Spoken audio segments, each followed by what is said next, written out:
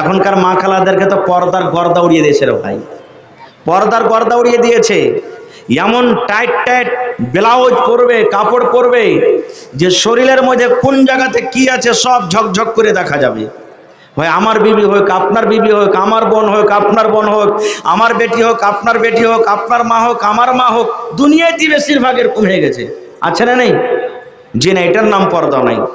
আল্লাহ রাসূল বলেছেন এক জামানা, এক টাইম এমন আসবে মানুষকে দেখা লাগবে যে পর্দা করে আছে, কিন্তু আসলে ওইটা পর্দা নয়, ও কাপড় পিন্ধা নয়, উলঙ্গ হয়ে আছে। ঠিক 1400 বছর আগে নবীজি বলেছেন, আর আজকে দেখেন সেই জিনিসটা আমাদের বাড়িতে ঘরে চলে এসেছে। আল্লাহুস সামাদ। আমার মায়েরা কালারা, পর্দা কতটুকু করতে হবে? মাথার চানি থেকে নিয়ে পার তলা পর্যন্ত পর্দা করতে হবে, এতটুক পর্দা করতে হবে। কেমন ভাবে পর্দা করতে হবে? এমন ঢিলো ঢালো চাদর, এমন ঢিলো ঢালো কাপড় পিনে থাকতে হবে যেন শরীরের কোনো নকশা যেন ওপরে জাহির না হয়, শরীরের মধ্যে কে কোন জায়গাতে আছে কিছু দেখা না যায়। এর নাম হলো পর্দা।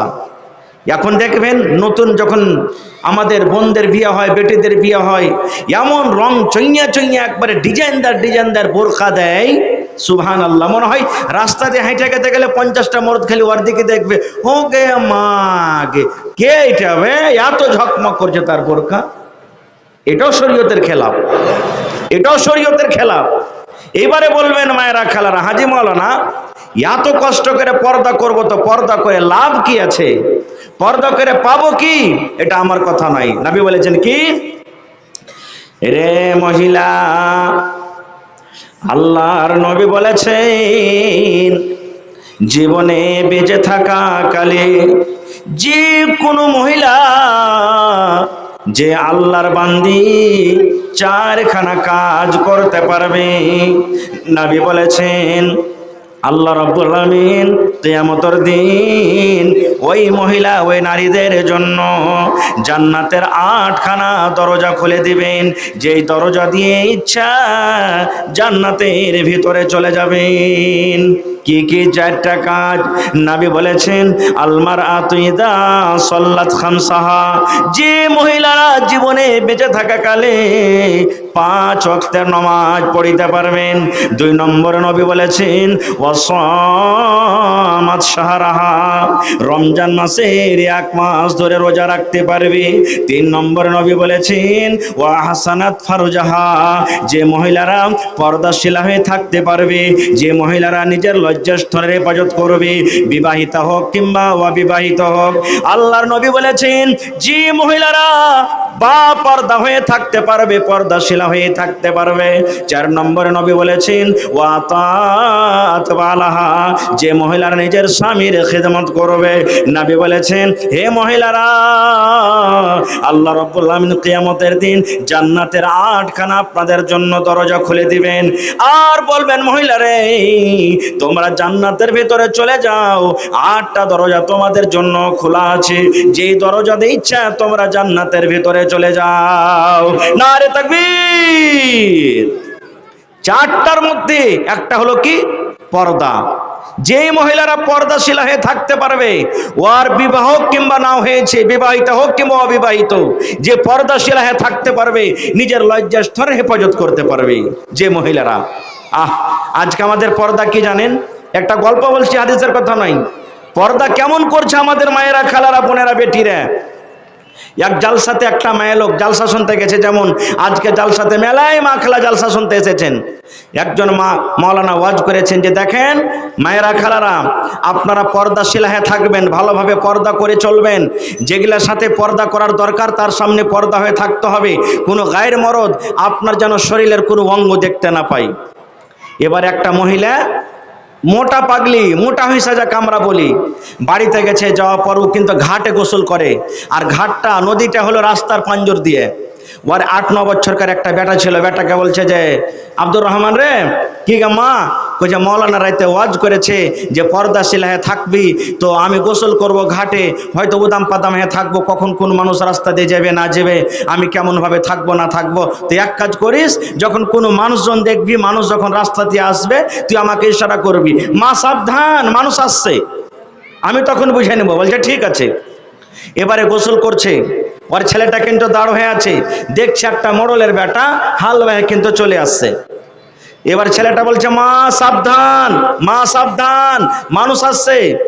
মহিলাটা নিজের মাথাতে কাপড় চোপড় দিয়ে একবার সুন্দরভাবে পর্দাশীলা হয়ে রেডি হয়ে গেছে। দেখছে তো এখান থেকে হেঁটে চলিচ্ছে কে, একটা মোড়লের বেটা। রাগ করে পানি থেকে উঠে এসে 2 কিল মেরেছে, আর মেরে বলছে মরার বেটা মরা, তোকে বলছি মানুষ আসবে তখন বলিস এটা কি মানুষ নাকি? আমাদের গ্রামের তো মোড়লের বেটা, প্রত্যেক দিন হাল বেহে যায়, কত দেখায় তার সাথে, এটা মানুষ হলো না। বলছে এবার মানুষ আসবে তখন বলবি। বলছে ঠিক আছে। আবার গোসল করতে আছে, গোসল করতে আছে, দেখছে তো একটা ডিম কিনাওয়ালা লোক ধাগা বিক্রি করে, ডিম বিক্রি করে, হেঁটে চলিচ্ছে ওখান দিয়ে। বলছে মা সাবধান, মানুষ আসছে। আবার সুন্দর করে মাথাতে কাপড় চোপড় দিয়ে একবার রেডি হয়ে গেছে, দেখছে তো একটা ডিম কিনা বা ধাগাওয়ালা ওখান দিয়ে হেঁটে চলে গেল। আবার ছেলেটাকে এসে 2 লাফ মেরেছে। হ্যাঁ খালে ভরা বেটা, খালে ভরা, তোকে বলছে যে মানুষ আসবে তখন বলিস এটা কি মানুষ নাকি? আর এই গ্রামে কত এর কাছ থেকে ধাগা কিনেছি, কত ডিম বিক্রি করেছি, এটা কি মানুষ? ওটাও মানুষ হলো না। এবারে একটু পর দেখছে যে একটা মৌলভী সাহেব মানুষ, মাথাতে টুপি লাগিয়ে পাঞ্জাবি পায়জামা পিন্ধে ওখান দিয়ে চলিচ্ছে। ছেলেটা মনে মনে কইছে হবে মোড়লের বেটাটা মানুষ হলো না, ওই ধাগাওয়ালাটা মানুষ হলো না, ইয়ারও তো মৌলবীর দোকানটা হাত পা আছে, 2টা চোখ আছে, তো এটাও মনে হয় মানুষ নেই। 2বার মায়ের খেয়েছি, এ বেকার কিন্তু আর মায়ের খাবো না। ও কিছুই বলেনি, এ বেকারে কিছু বলেনি। রাস্তা দিয়ে মৌলবী সাহেব হেঁটে চলে গেছে। ওর মা কিন্তু দেখে নিয়েছে, ওরে আল্লাহ এই মৌলবী তো আমাকে দেখে নিলে। এবারে পানি থেকে উঠে এসে একবারে ছেলেটাকে 2 চাপ্পল দিয়ে বলছে মরার বেটা মরা, তোকে বলছি মানুষ আসবে তখন বলিস, আর এখন যেগুলা মানুষ লেবাদের ব্যাপারে বললি না, আর যেটা মানুষ তার ব্যাপারে তুই কিছু বললি না। তখন বলছে মাগে আমি কিছু বুঝতে পারলাম না যে কোনটা মানুষ আর কোনটা অমানুষ। মোড়লের বেটারও 2খানটা হাত পা চোখ আছে, ওই ধাগাওয়ালারও 2টা হাত পা চোখ আছে, এই মুলবিরও 2টা হাত পা চোখ আছে, আমি কিছু বুঝতে পারলাম না। তো মা খালাদের পর্দা এখন ঠিক তাই হয়ে গেছে। যদি গ্রাম দিয়ে কোনো মানুষ অন্য গলা চলে যায় হেঁটে, ওকে দেখেন ধ্যান দিবে না। আর একটা যদি গ্রামে দাড়িওয়ালা চলে যায়, একটা যদি গ্রাম দিয়ে হাজি সাহেব চলে যায়, একটা যদি গ্রামে মুলবি সাহেব চলে যায়, এমনভাবে মাথা ঢাকবে, কি ঢাকতে যায় কি উদাম করে বসে থাকবে। এই তো পর্দা। জি না মায়েরা খালারা, এই আমার মায়েরা খালারা, পর্দা কি জিনিস? একটা বুখারী শরীফের হাদিস আপনাদের সামনে তুলছি। মির্গির পেশেন্ট, মির্গির বেমার দেখেছেন আপনারা? যার কাছে মির্গির বেমার থাকে, মানুষজন আগুন টাগুন কিচ্ছু বুঝবে না, থরথর করে কাঁপতে কাঁপতে কাঁপতে বেহুশ হয়ে যাবে। একজন কালো মহিলা, দেখতে রং কালো, আল্লাহ রসুলের দরবারে হাজির হয়ে গেছেন। হাজির হওয়ার পর কি বলছেন?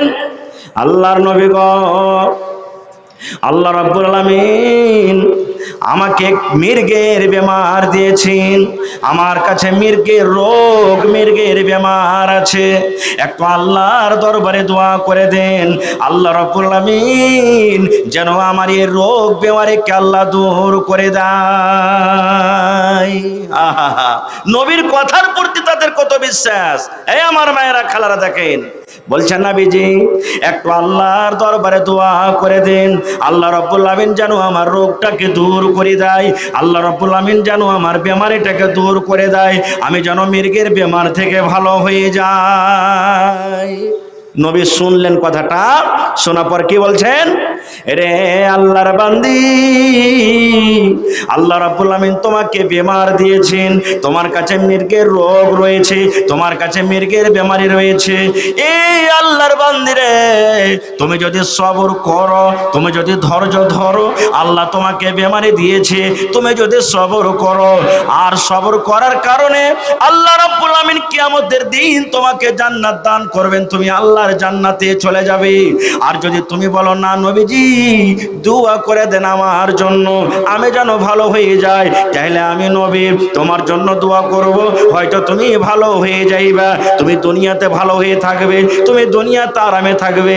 হে আল্লাহর বান্দি রে, তুমি বেমারি থেকে মুক্তি পেতে চাও, বেমারি থেকে ভালো হইতে চাও, কিংবা আল্লাহ বেমারি দিয়েছে তুমি সবর করে আল্লাহর জান্নাত যেতে চাও, কোনটা চাও তুমি বলো?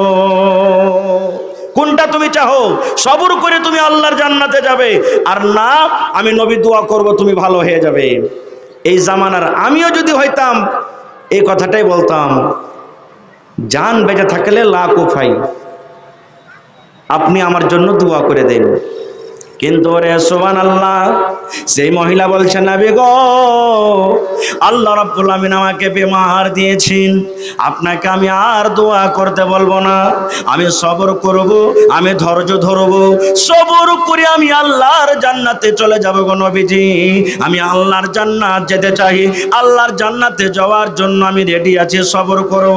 কিন্তু নবী গো, একটু আপনি আমার জন্য দোয়া করে দেন, আমার বেমারি ভালো হওয়ার জন্য নয়, আমি বেমারি থেকে মুক্তি পাবো তার জন্য নয়, এই জন্য নবী গো, আমার কাছে যখন বেমারিটা চলে আসে, আমি মানুষ বুঝি না গো নবীজি, আমি মানুষের সামনে হয়তো কাঁপতে কাঁপতে বেহুঁশে পড়ে যাই, আগুনের পাঞ্জরে আমি হয়তো বেহুঁশে কাঁপতে কাঁপতে পড়ে যাই, পানির কাছে আমি যদি তালে পানিতে যদি চলি, আমার বেমারিটা যদি পানিতে উঠে যায়, আমি কাঁপতে কাঁপতে পানিতে পড়ে যাই, আমি আগুন বুঝি না, পানি বুঝি না, মানুষজন কিচ্ছু বুঝাবুঝি হয় না।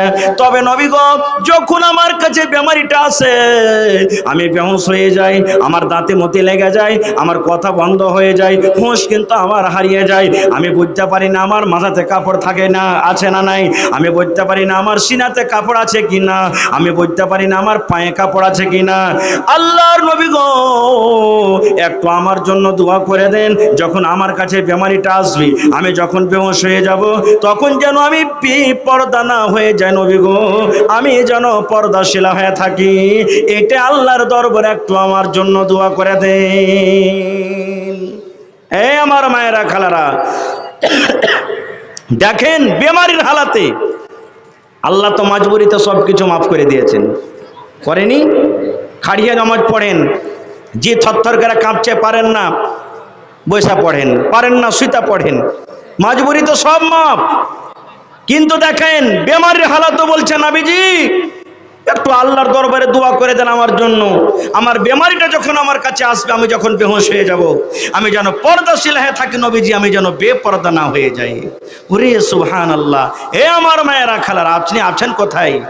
এই যে ভাইয়ের বিয়ে লেগেছে, বোনের বিয়ে লেগেছে, মামাতো ভাইয়ের বিয়ে লেগেছে, ভাতিজার বিয়ে লেগেছে, আর তখন দেখেন মা খালারকে পর্দা, তখন দেখেন কি ডান্স, কি নাচ আর কি গানা।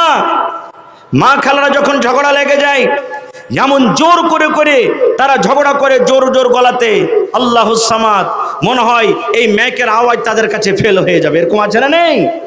এই আমার মায়েরা খালারা, মাথার চানি থেকে নিয়ে পার তায়া পর্যন্ত যেমন আপনার ঢাকার জায়গা পর্দা, এই মতো গলার আওয়াজ খানটা আপনার জন্য পর্দা। আপনারা বলেন তো, যখন নামাজের টাইম হয়, কোনোদিন জীবনে দেখেছেন কোন মসজিদে মহিলার আজান দিয়েছে? দেখেছেন? দেখেছেন কোন মাওলানারা বলেছেন এত এত জালসাতে যে মহিলারা নামাজের টাইম হবে তখন তোমরা আজান দিও? কেউ বলেছেন? বলেনি। এই আমার মায়েরা খালারা, আমার ওলামারা স্টেজে বসে আছেন, জিজ্ঞাসা করবেন, আল্লাহর নবী বলেছেন মসজিদে যখন আজান হয় রে, আল্লাহু আকবার বলে যখন মসজিদে আজান হয়, ওরে সুবহানাল্লাহ, আজানের আওয়াজ কত দূর যাবে? মাইক যদি ভালো হয়, এদিকে 1 কিলোমিটার চলে যাবে, এদিকে 1 কিলোমিটার আওয়াজ চলে যাবে, এদিকে 1 কিলোমিটার চলে যাবে, এদিকে 1 কিলোমিটার চলে যাবে, তাহলে 4 কিলোমিটার পর্যন্ত আওয়াজ চলে যায়। আল্লাহর নবী বলেছেন আজানের আওয়াজ যত দূর পর্যন্ত চলে যাবে, এর মধ্যখানে যত রকম জীবজন্তু আপনার আজানটা শুনবে, কত পোকা শুনেছে, কত সাপ শুনেছে, কত বিচ্ছু শুনেছে, কত মানুষ শুনেছে, কত গাছগাছালি শুনেছে, কত জিনিস শুনেছে, যত রকম জিনিস আপনার আজানের আওয়াজ শুনবে, আল্লাহ রাব্বুল আমিনের দরবারে কিয়ামতের দিন ওই সমস্ত জিনিস গাওয়া দিবে, সাক্ষ্য দিবে।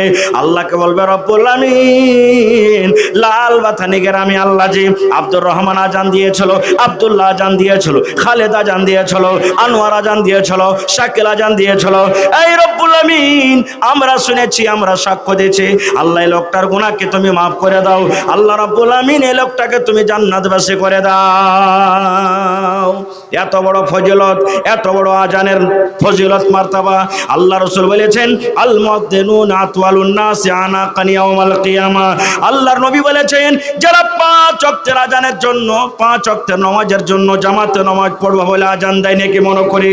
আল্লাহ রাব্বুল আমিন কিয়ামতের দিন তার গারদানখানে এত লম্বা করবেন, এত লম্বা করবেন, কিয়ামতের দিন সমস্ত মানুষ দেখবে আর আল্লাহ বলবেন, বান্দারে দেখো এই লোকটা দুনিয়াতে মুয়াজ্জিন ছিল রে, এরা 5 ওয়াক্তের আজান দিয়েছিল। আল্লাহ রাব্বুল আমিন তার ফজিলত দেখাতে গিয়ে গর্দানখানাকে লম্বা করে দিবেন। এত ফজিলত, ওরে সুবহানাল্লাহ। আমার মায়েরাকে বলবো, খালারাকে বলবো, দিদিরাকে বলবো, এ আমার মা খালা বোনকে, আজানের এত ফজিলত, আজানের এত নেকি, এত নেকি শাখা সত্য আল্লাহ রাব্বুল আমিন আপনাদেরকে আজান দেওয়ার আদেশ করেনি। আল্লাহ রাসূল বলেছেন, আল্লাহ বলেন, মহিলা নামাজের টাইম হইতে গেলে তুমি নামাজটা পড়ে নাও। তোমার জন্য মসজিদ থেকে বাড়িতে নামাজ পড়াটা তোমার জন্য আফজাল। মসজিদে তুমি নামাজ পড়িতে যাও আর বাড়িতে যদি পড়ো, নবী বলেছেন মসজিদ থেকে তোমার জন্য আফজাল, উত্তম হলো বাড়িতে নামাজ পড়া। ই আমার মায়েরা খালারা, আজান দেওয়া এত বড় ফজিলতের কাম, আজান দেওয়া এত বড় নেকির কাম। এই আজানটা দেওয়া যদি আপনার জন্য জায়েজ না হয়, তাহলে জোর জোর গলাতে গীত গা ঝগড়া করা কেমন করে জায়েজ হয়ে গেল? কেমন করে জায়েজ হয়ে গেল? সুবহানাল্লাহ। আর একটা কথা বলি, আমার মায়েরা খালারা পর্দা করে কিভাবে জানেন? পুরুষটা রোদে পুড়ে পুড়ে দোকানদারি কইরা কইরা 1000 টাকা 1500 টাকা দামের শাড়ি দিয়েছে ওকে, ওই শাড়ি ওর সামনে কিন্তু পিনবে না। পিনবে কার সামনে? যদি এখানে বিয়ে লেগে যায় তো বরযাত্রী যাবে, ডুলি বিবি যাবে, তখন ওই কাপড়খানটা পিনতে বিয়ের বাড়িতে যাবে, ও গহনুর বাড়িতে যাবে, ওই কাপড়খানটাকে পিনতে যাবে, অন্য দেওয়ারের বাড়িতে যাবে, লোককে দেখাইতে যাবে। কিন্তু যে ওকে খাইটা খুইটা এত সুন্দর করে কাপড়খানটা নিয়ে দিয়েছে, ওয়ার পাঞ্জরে যখন বসবে তখন একটা ওই যে দুর্গন্ধ করে পাটের জাগের মতন, ওরকম কাপড় দুর্গন্ধ কাপড় পিন দেওয়ার সামনে বসবে। এরকম হয় কি হয় না? আল্লাহুস সামাদ। পর্দা কি জিনিস, কার সামনে আপনাকে তৈয়ার হয়ে থাকতে হবে, এটাও সহিহ হাদিস আপনাদের সামনে বলছি। আল্লাহর নবী মুহাম্মদ সাল্লাল্লাহু আলাইহি সাল্লাম সালমান রাদিয়াল্লাহু তাআলা আনহু আর আবু দারদা রাদিয়াল্লাহু তাআলা আনহু, এরা দুজনকে ভাই বানিয়ে দিলেন নবীজি। ভাই, এই সালমান, এই আবু দারদা, তোমরা আজ থেকে ভাই, ভাইয়ের মতন তোমরা ইস্তানিম হবে। একদিনকার ঘটনা, সালমান রাদিয়াল্লাহু তাআলা আনহু ভাইয়ের বাড়িতে গেছেন। ভালো করে শুনবেন হাদিসটা। ভাইয়ের বাড়িতে গেছেন। আজকে আমরা যাই না, নানার বাড়িতে যাই, ভাইয়ের বাড়ি দূরে থাকলে বাড়িতে যাই, বোনের বাড়িতে যাই, শ্বশুরের বাড়িতে যাই, সালার বাড়িতে যাই, যাই কি যাই না? তো সালমান রাদিয়াল্লাহু তাআলা আনহু বলছেন যে ভাইয়ের বাড়ি আমি বাড়িতে যাব। কখন? দিনের বেলাতে। এবার সালমান রাদিয়াল্লাহু তাআলা আনহু বের হয়ে গেছেন। যেতে যেতে যেতে দরজাতে ডাক দিলেন, ভাই সালমান, না ভাই আবু দারদা বাড়িতে আছো? তার ভালোবাসা স্ত্রী আবু দারদার স্ত্রী বলছেন, কে তুমি? বলছে, আমি সালমান। বলছে, চলে এসো ভাই, তোমার ভাই আবু দারদা বাড়িতে নাই, গেছে মাঠে ঘাটে, এক্ষুনি আসবাস বয়ে আছে, বসো। বসলেন। বসা পর দেখেন কত মজার কথা, সুবহানাল্লাহ। এইবারে তখন হালচাল যখন জিজ্ঞাসা করা হয়ে গেল, তখন সালমান বলছেন, ভাবি যান, একটা কথা তোমাকে বলবো। বলছে, কি রে ভাই? বলছে, ভাবে গো, কি ব্যাপারটা আমি কিছু বুঝতে পারি না। বলছে, কি রে ভাই? বলছে, তোমার মাথাতে চিরুনি কেন নাই? কতদিন থেকে তুমি মাথাতে চিরুনি কেন করনি? মনে হয় তোমার চুলগালা উস্কো খুস্কো হয়ে আছে। তুমি মেকআপ করে নাও, তোমার মুখখানটা কেমন আইলা ঝেলা হয়ে আছে, তোমার কাপড়টা দেখছি পুরাতন হয়ে আছে। কি ব্যাপারটা, তুমি কেন সুন্দরভাবে সেজে থাকো না? মাথাতে তোমার চিরুনি নাই, মাথাতে তোমার তেল নাই, চুল গালা তোমার উস্কো খুস্কো হয়ে আছে, কাপড়টা তোমার হয়তো পুরাতন হয়ে আছে। ব্যাপারটা কি কিছু বুঝতে পারি না, তুমি কেন সুন্দরভাবে সেজে গুজে থাকো না? কে বলছেন? সালমান রাদিয়াল্লাহু তাআলা আনহু ভাবিকে বলছেন। ভাবির উত্তর দেখেন। যখন কথাটা শুনলেন, এবার বলছেন, সালমান ভাই, কার জন্য আমি সাজবো ভাই রে? কে আমার সাজন দেখবে? কার জন্য আমি সাজবো? কার জন্য আমি চিরুনি করব? কার জন্য আমি মাথাতে তেল দেব? কার জন্য আমি মুখে সুন্দর করে আমি মেকআপ করে থাকবো? কার জন্য আমি সুন্দর নতুন নতুন কাপড় পিন্ধে থাকবো? কে আমাকে দেখবে? কার জন্য আমি সুন্দরভাবে সেজে থাকবো? কে আমার সাজন দেখবে?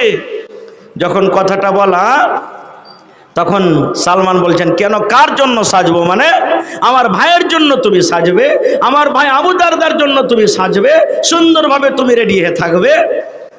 বলছে কোনো লাভ নেই ভাই সাইজে, কোনো লাভ নেই। বলছে কেমন কথা কোনো লাভ নেই মানে?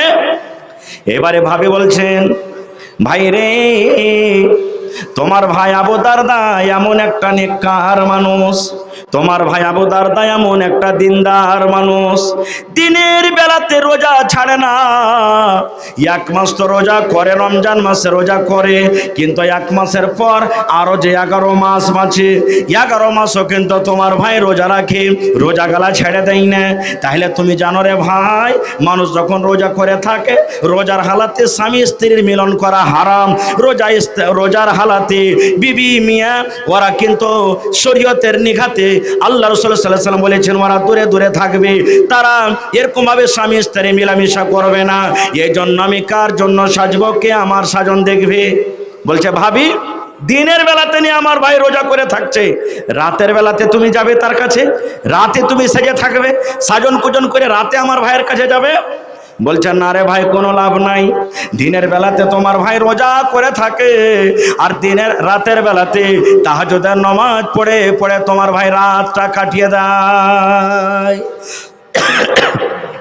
দিনের বেলাতে রোজা, রাতের বেলাতে তাহাজ্জুদ, কখন আমি তার কাছে যাব? বলছে এটাই কথা না? তো হ্যাঁ। বলছে ঠিক আছে। এই গল্প করতে করতে আবু দারদা রাদিয়াল্লাহু তাআলা আনহু বাড়ি পৌঁছে গেছেন। যেমনই বাড়ি পৌঁছা, দু ভাই সালাম কালাম হইলো, কত খুশি, আরে ভাই এসেছে আমার বাড়িতে রে, আমার বাড়িতে ভাই এসেছে, কত খুশি। 2 মিনিট, কত খুশি। এবারে বসতে দিলেন, গল্প সল্প হইলো। বিবিকে বলছেন, ভাই এসেছে, খাইতে টাইতে দাওনি নাকি? তখন তার স্ত্রী বলছেন, খাইতে দিয়েছ নু? বলছে আমি খাবো না, যতক্ষণ পর্যন্ত আমার ভাই আবু দারদা বাড়িতে না আসবে আমি খাবো না। বলছে খাইতে দাও, ভাইকে খাইতে দাও। সামনে খাইতে দিয়েছে। তখন খাবার যখন প্লেট সামনে চলে এসছে, তখন সালমান বলছেন যে তুমি এসো ভাই আবু দারদা, তুমি এসো। বলছে আমি খাবো না ভাই। বলছে কেন খাবে না? বলছে আমি রোজা করে আছি। বলছে কেমন রোজা তুমি করেছ? বলছে যে আমি নফল রোজা করেছি। বলছে ধর, নফল রোজা বাদ দিয়ে দাও, ছেড়ে দাও। নফল রোজা তুমি রেখেছো, যদি চাহো তো রোজা ভেঙে দিবে, তোমার গুনাহ হবে না, তুমি রোজা ভেঙে দাও। কইছে না ভাই, রোজা ভাঙবো না, তুমি খাও, আমি বসে আছি তোমার পঞ্জরা খাও। তখন সালমান বলছেন যে শোনো, তোমার বাড়িতে আমি মেহমান এসেছি, তুমি যদি আজ আমার সাথে বসে বসে খানা না খাও, তা আমিও খানা খাবো না। যখন এরকম কথা বলে দিলেন, তখন বলছে আচ্ছা ঠিক আছে তাহলে। এবারে দুই ভাইয়ের সাথে সাথে খানা খাইলেন, খাওয়া দাওয়া হলো, মাগরিবের নামাজ হলো, এশারের নামাজ হলো। এশারের নামাজের পর এবারে আবু দারদা বলছেন সালমানকে, ভাই ওই ঘরখানে তুমি শুইতে যাও, আরাম করো। বলছে তুমি? বলছে আমি চললো মসজিদ, এখন তাহাজ্জুদ পড়বো, নফল পড়বো। বলছেন না, নামাজের টাইম হয়নি এখনো, আমিও তাহাজ্জুদ পড়বো। এবার হাতখানটাকে ধরে যে ঘরে ওর স্ত্রী ছিল, স্ত্রীর ঘরে তাকে ধাক্কা দিয়ে ভরে দিয়েছে, আর দিয়ে বাহির থেকে দরজা লাগিয়ে দিয়েছি। এবার রাত কেটে গেল। ঠিক যখন রাত 1টা কিংবা 2টা বেজে গেল, সালমান রাদিয়াল্লাহু তাআলা আনহু ভাইকে বলছেন, ও ভাই আবু দারদা, এখন কিন্তু তাহাজ্জুদের নামাজের টাইম হয়েছে, ভাই রে তুমি উঠে যাও। এবার আবু দারদা বললেন, আমি বিছান থেকে উঠে গেলাম, আমি ফরজ গোসল করলাম, ফরজ গোসল করার পর আমরা দুই বন্ধুতে নামাজ পড়লাম। নামাজ পড়ার পর এইবারে তখন সালমান বলছেন, ই ভাই আবু দারদা রে, আল্লাহ রাব্বুল আলামিন তোমাকে চোখ দিয়েছি, চোখের হক হলো আরাম দেওয়া। আল্লাহ রাব্বুল আলামিন তোমাকে গোটা বডি দিয়েছে, দেহ দিয়েছি, তোমার বডিকে তোমাকে আরাম দিতে হবে। আল্লাহ রাব্বুল আমিন এই যে তোমাকে একটা সুন্দর স্ত্রী দান করেছেন, বিবির তোমাকে হক আদায় করতে হবে, মেহমানের সাথে তোমাকে খানা খেতে হবে, বিবিদের বাচ্চাদের তোমাকে আদর করতে হবে, যার যেটা হক তাদেরকে হক দিতে হবে।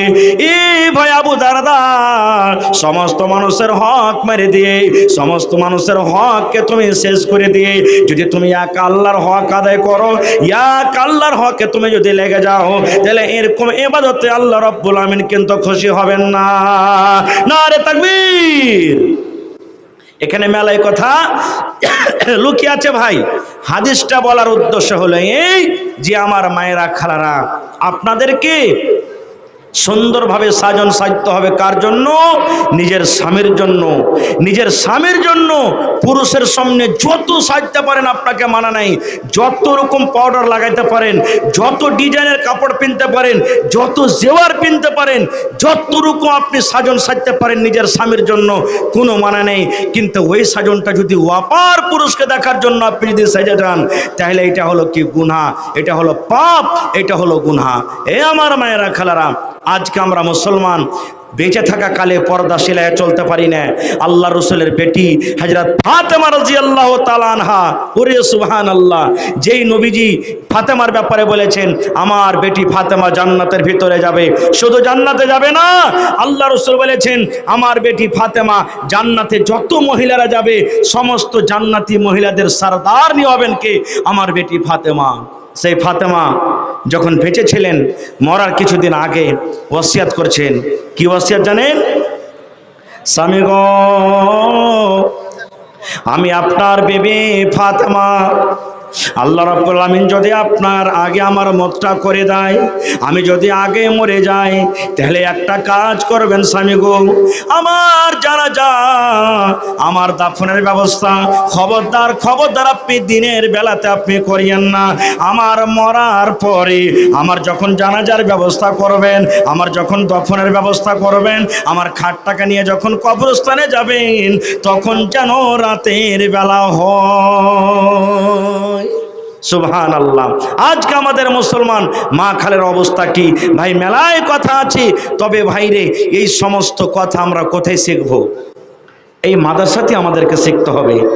আজকে আমরা বলি, কত ভাই কথাটা বলি, বেটি ছেলেকে পড়িয়ে লিখে কি হবে রে, এরা তো যখন বড় হবে শ্বশুর বাড়িতে যখন চলে যাবে, এরা ছাই তুলবে, এরা ঘোঁটা গড়াবে, এরা ভাত রান্না করবে, এরা তরকারি কাটবে, এরাকে পড়িয়ে লিখে কি হবে? জি না, না ভাই, যদি আপনি আপনার বেটিকে পড়ান, যদি আপনি আপনার বোনকে পড়ান, যদি আপনি আপনার ভাতিজিকে পড়ান, তাহলে জেনে রাখেন সেই পড়বে, নবীর তারিকা মতন জীবনটাকে কাটতে পারবে।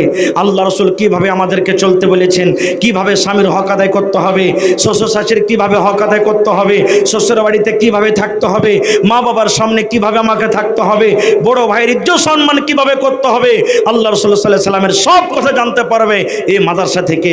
এই জন্য মাদ্রাসার দরকার। জানেন, আল্লাহ রাসূল সাল্লাল্লাহু আলাইহি সাল্লামকে একজন সাহাবী প্রশ্ন করছেন, ইয়া রাসূলুল্লাহ, মহিলারা তো বাড়িতে থাকবে, মহিলারা হলো বাড়ির জিনিস, বাড়িতে থাকবে, তো বাড়িতে কি পর্দা করতে হবে? এ আমার মায়েরা খালারা, সুবহানাল্লাহ, কত সুন্দর হাদিস নবী আমার বলেছেন, এ মহিলার দলেরা, অন্য মানুষকে দেখে তো তোমরা পর্দা করবে, কিন্তু তোমাদের বাড়ির ভিতরে একটা গহামা সাপ আছে, খরিস সাপ আছে, সেই সাপটাকে দেখে কিন্তু তোমরা পর্দা করবে। আসলে সাপের কথা নয়, বোঝার জন্য আমি বলছি আপনাদেরকে। বলবেন তাহলে অরিজিনালি সাপ, গহামা সাপে কামড় দিলে মানুষ বাঁচবে কি? জোরে বলেন, বাঁচবে? মালাকুল মউতকে দেখে যেমন মানুষ ভয় করে, কখন এসে জান কবজ করে নিয়ে চলে যাবে, নবী বলছেন এই মতো তুমি ওকে দেখে ভয় করবে। সেটা বলতে পারবেন কে? বলতে পারবেন? বলেন, সামনে, ডান দিকে, বাম দিকে, কে বলতে পারবেন? জি হ্যাঁ, ওটা হলো কে? দেওর। দেওর ওটা, যাকে আমরা আমাদের ভাষাতে ভাইয়ের ছোট ভাই। আজকে আমাদের সমাজে যেগুলা বড়, যাকে ভাসুর বলি, তাকে দেখে তো পর্দা করবে, কিন্তু দেওর একবারে খোল্লা, ওর সাথে কোনো পর্দা নেই। কত মা খালা বহিন এমন আছে, অত মজাকের কথা নিজের পুরুষের সামনে বলবে না, যত মজাক করে করে দেওয়ারের সামনে বলবে। আছে না এরকম? কত মা খালা এমন আছে, ওরে সুবহানাল্লাহ, যারে যা তোর ভাবিকে আনতে চলে গেল, একলা মোটরসাইকেল আনতে চলে গেল। এটা শরীয়ত বিরোধী কাজ, এটা হারাম। রাসূল বলেছেন মালাকুল মউতকে দেখে যেমন তুমি ভয় করো, এরকম ভাবে হে মহিলা তোমার দেওয়ারকে দেখে তুমি ভয় করো। কেন? দেওয়ার হলো একটা মহিলার জন্য মত। ওরে সুবহানাল্লাহ। আজকে আমরা কোথায় আছি ভাই মুসলমান?